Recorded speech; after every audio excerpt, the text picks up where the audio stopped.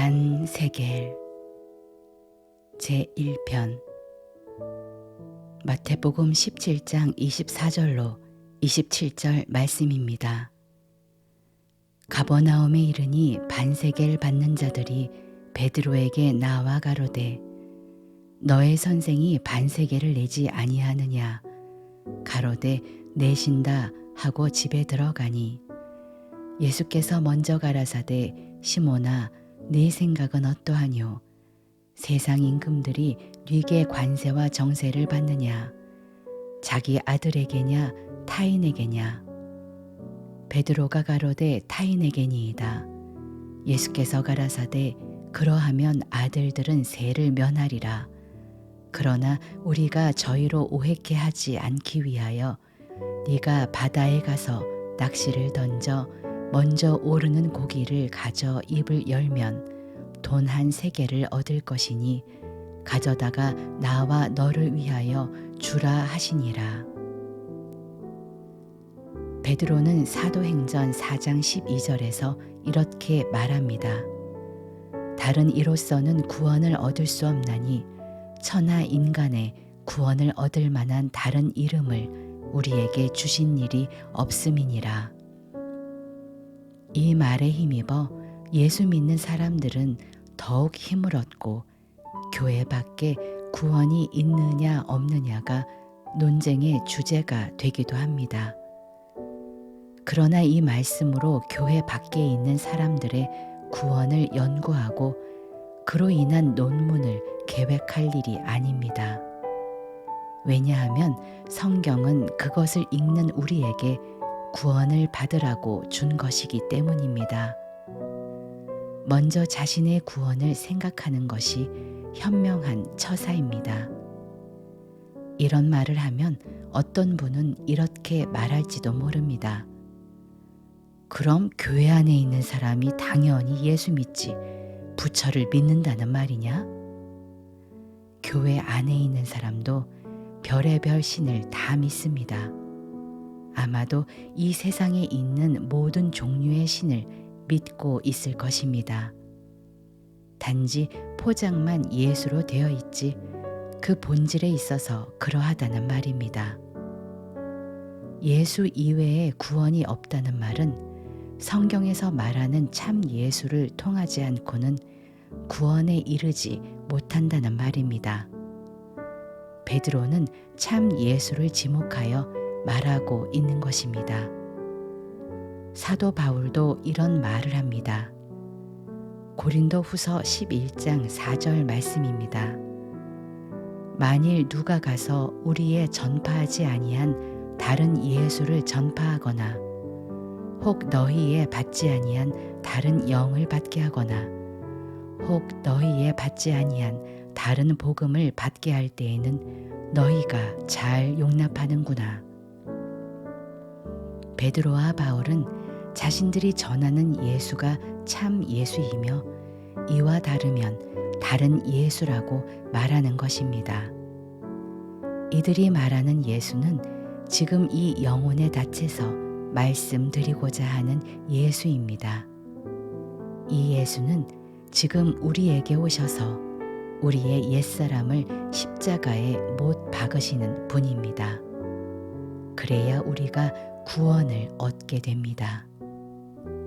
이 예수를 저 2000년 전에 십자가에 놓아두고 믿는다고 찬송하거나 또는 앞으로 심판주로 오실 것을 기대하면서 자신을 갈고 닦거나 또는 자신과 지금 동행한다고 관념 속에서만 생각하고 있다면 이런 예수는 모두 다른 예수입니다. 그러므로 여기서 말하는 예수와 다른 예수를 전하고 받아들이면 교회 아니건 밖이건 그곳에는 구원이 없습니다. 이제 이 반세겔의 말씀을 통하여 지금 여기서 자신이 예수와 연합하지 않으면 구원이 불가능하다는 것을 보시기 바랍니다.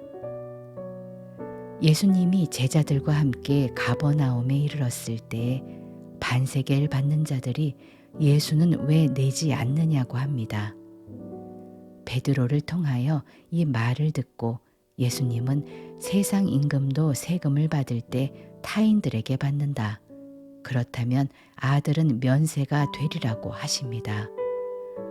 그러나 그들이 오해하지 않도록 바다에서 고기를 잡아 그 입에서 한 세개를 취하여 예수와 베드로 몫으로 내라고 하십니다. 신기한 내용입니다. 이것이 실제냐 아니냐를 가지고 논한다기보다는 이 말씀이 상징하는 바가 무엇인가를 알아야 할 것입니다. 함께 살펴보겠습니다. 주님의 드러내심. 마태복음 17장 24절로 25절 말씀입니다.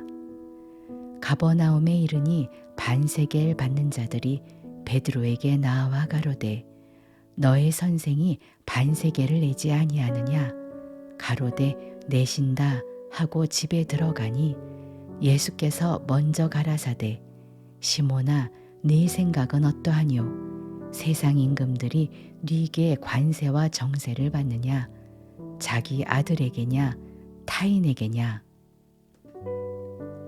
율법에 의하면 20세 이상의 사람들은 반세겔을 내게 되어 있습니다. 이것은 흔히 성전세로 알려져 있습니다. 이것을 내지 않고 있던 예수와 제자들에게 하루는 세금 받는 자가 물었습니다. 너희 선생은 반세겔을 내지 않느냐? 이때 베드로는 얼떨결에 대답을 했습니다. 낸다. 나중에 예수님과의 대화에서 알 수 있듯이 내지 않아도 되는데 잘못 대답한 것입니다. 베드로는 집에 돌아와 반세겔에 관하여 예수께 질문을 하고자 했습니다. 그러나 그 이전에 먼저 예수님이 베드로에게 반세겔에 관하여 질문을 하십니다. 이것은 베드로가 잘못된 대답을 하고 왔다는 것을 알고 계셨다는 뜻이며 더 나아가서는 그 상황은 예수님이 조성하신 것입니다. 다시 말해서 베드로의 실수를 의도적으로 조성하시고 그에 걸려 넘어지자 말씀으로 고치시는 것입니다. 물론 예수님의 어투는 책망조일 수밖에 없습니다. 베드로가 당연히 알고 있어야 할 것을 몰랐거나 아니면 안다고 생각했는데 실제로는 알지 못하는 행동을 했기 때문입니다. 이런 하나님의 역사하심은 성경 전체에서 자주 볼 수 있는 장면입니다. 아담과 여자가 선악과를 따 먹고 난 후에야 하나님이 나타나신 일, 사울 왕이 사무엘을 기다리다 지쳐서 제사를 막 드리고 나니 사무엘이 도착했던 일, 다윗이 밧세바와 간음 후 우리아까지 죽이고 나서야 하나님이 개입하신 일 등입니다. 이 모든 경우에 그들은 하나님으로부터 책망을 받았습니다. 하나님은 인간의 실수나 잘못을 원천적으로 봉쇄하는 것을 목적으로 하지 않습니다. 오히려 그것을 의도적으로 드러내고 그것을 통하여 가르치기를 원하십니다. 베드로는 반세겔이 무엇인지 제대로 알지 못했습니다.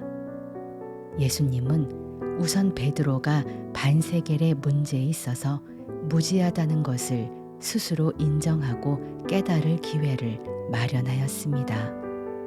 그것은 그의 행동으로 드러나게 하는 것입니다. 이렇게 드러난 이상 그는 자신의 무지를 부인할 수가 없습니다.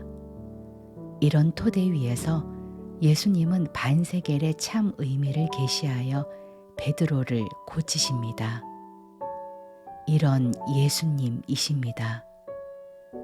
우선 여러분은 의도적으로 실수를 유도해서 고침을 주시는 이런 예수님을 만나셨습니까? 전도사와 축도.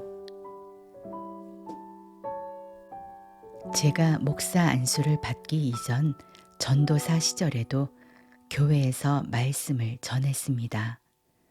전도사는 축도권이 없었기 때문에 당시 함께 계시던 목사님이 예배 끝에 나와서 축도를 해주셨습니다. 그러다가 그 목사님이 다른 곳으로 가시게 되었습니다. 이제 주일 예배 때 누가 축도를 할 것인가가 문제가 되었습니다. 제 마음속에는 전도사라도 축도를 해서 크게 잘못될 것은 없지 않겠는가 하는 생각이 들었습니다. 정 그것이 문제라면 아래 민수기 6장 24절로 26절의 내용을 축도 대신 선포할 수 있지 않을까 생각했습니다. 여호와는 내게 복을 주시고 너를 지키시기를 원하며 여호와는 그 얼굴로 내게 비추사 은혜 베푸시기를 원하며 여호와는 그 얼굴을 내게로 향하여 드사 평강 주시기를 원하노라. 저는 생각 끝에 축도권이 없는데 억지로 할 필요가 없이 함께 일하시는 다른 목사님에게 축도를 부탁해야겠다고 마음을 정리했습니다. 아주 겸손한 모습이 아닐 수 없습니다. 이제 그렇게 하려고 마음을 먹고 있었습니다. 그런데 남동생이 함께 식사를 하러 갔다가 이렇게 말하는 것이었습니다. 이제 축도해 주시던 목사님이 가셨는데 앞으로 누가 하지요? 형님도 축도할 충분한 자격이 있습니다. 예배 중에 강단에서 내려오고 딴 목사님이 축도하러 올라가는 것은 번거로우니 이 기회에 축도까지 해도 무리가 없을 것 같습니다. 사실 동생은 교회 일에 크게 관심을 가지고 있었던 사람이 아니었기에 이 말은 참으로 의외였습니다. 이 말을 듣고 저는 축도를 다른 목사님에게 맡기겠다고 한 생각을 다시 검토하기 시작했습니다. 결국 저는 이러저러한 이유로 축도를 제가 해야 하겠습니다 하고 함께 사역하시는 목사님께 말씀을 드렸습니다. 그분은 기도를 해 보아야 하겠다면서 다음날 이렇게 말씀하시는 것이었습니다. 주님이 그러시는데 전도사님이 교만하다 하십니다. 그러면서 그 목사님이 축도를 하시겠다고 하는 것이었습니다. 저는 그분의 말을 들을 때 어디 쥐구멍이라도 있으면 들어가고 싶은 마음이었습니다. 감히 바라지 못할 것을 취하려 손을 내밀었다가 어딜 하면서 하나님께 한 대 맞은 듯한 느낌이었습니다. 저는 이 일이 그냥 그렇게 일어나지 않았다는 것을 압니다. 주님의 의도적인 손길이었습니다. 겸손한 자세로 축도권이 부여될 때까지 견디자라고 생각은 했으나 주님은 동생을 보내서 제 마음속 깊은 곳에 있는 교만을 끄집어 낸 것이었습니다. 사실 이 일은 주님이 동생을 시켜서 저의 마음을 미혹하지 않았더라면 그냥 그렇게 겸손하게 지나갔을 것입니다. 결국 저의 교만은 주님의 계획에 의해서 밖으로 드러나게 되므로 겸손은 생각 속의 겸손일 뿐이라는 것이 증명된 셈입니다. 저에게는 어렸을 때에 시골에서 개구리 낚시를 재미삼아 했던 기억이 있습니다. 핀을 구부려 낚시를 만든 후 파리를 잡아 낚시에 끼고 실을 매달아 개구리 앞에서 천천히 흔듭니다. 개구리는 그것이 파리인 줄 알고 튀어올라 물게 되고 이때 잡아채면 묵직한 느낌의 개구리가 낚이게 됩니다. 저는 이런 의도적인 드러내심을 겪을 때마다 개구리 낚시가 생각이 납니다. 주님이 제 안의 교만을 낚기 위하여 미끼를 가지고 눈앞에 어른거리게 하고 그것을 취하려고 뛰는 순간 여지없이 낚시에 꿰고 마는 그런 느낌입니다. 당시야 마음이 쓰리고 아프지만 사실 이렇게 해서 고침을 받는 것입니다. 우리는 이와 같이 주님의 낚시에 의해서 내 안에 있는 교만, 혈기, 집착, 시기, 질투 등이 낚여 밖으로 드러나야 고침을 받게 됩니다. 지금 제2부에서 말하고자 하는 핵심은 바로 이런 예수님을 소개하고자 함입니다. 이 예수가 참 예수입니다. 제자들이 예수님과 다니던 3년의 기간은 이런 연단과 훈련의 기간이었습니다. 주님에 의해서 계속적으로 그들의 태생적이고 인간적인 시각들이 드러나고 그로 인한 질책과 책망으로 점철된 삶이었습니다. 여기서도 주님의 선한 계획에 의해 베드로의 무지가 밖으로 드러나 고침을 받는 것을 알 수 있습니다.